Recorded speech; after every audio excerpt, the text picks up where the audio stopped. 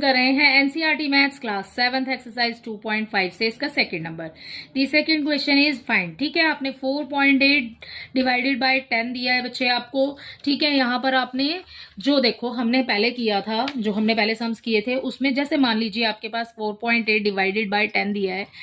अगर मान लीजिए मल्टीप्लाई बाय 10 दिया हो तो बच्चे मैंने आपको पहले भी समझाया बेटा, जब मल्टीप्लाई होती है ना तो जीरो जितनी होती है उतनी ही जीरो से हमारा जो डेसिमल है वो राइट साइड में शिफ्ट होता चला जाएगा। ठीक है, अब इसमें देखो आपको डिवाइड दिया हुआ है। ठीक है, तो डिवाइड में आपका जो डेसिमल है ना वो आपका लेफ्ट साइड में शिफ्ट होता चला जाएगा। ठीक है, 4.8 दिया है, 4.8 लिख लिया। ठीक है, डिवाइडेड बाय 10 अपॉन करके 10 लिख दिया मैंने।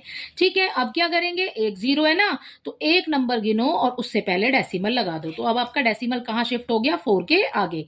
ठीक है, तो 0.48 हो गया आपका डेसिमल, जो आपको इसमें दिया हुआ है यहाँ पर पॉइंट आ गया। ठीक है, 0.48 हो गया इसका आंसर। ठीक है, अब आप डेसिमल के आगे भी लगाएंगे एक जीरो, क्योंकि आपको यहाँ पर खाली नहीं छोड़ना है, तो आप इसमें जीरो लगाएंगे क्योंकि इसके आगे कोई नंबर नहीं है, so we can write zero. ठीक है, अगला देखो 52.5 दिया है, डिवाइडेड बाय 10 दिया है, इसका आंसर मैंने यही कर दिया है।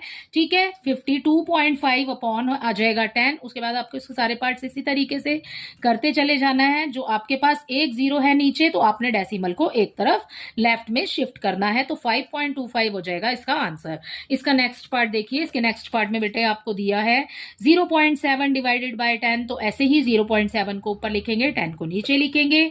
अब आपके पास एक जीरो है, डेसिमल को आगे शिफ्ट कर दीजिए, so our answer is 0.07 here. ठीक है, 33.1 दिया है आपको, डिवाइडेड बाय 10, 33.1 डिवाइडेड बाय 10 हो गया। ठीक है, अपॉन में लिख लेंगे।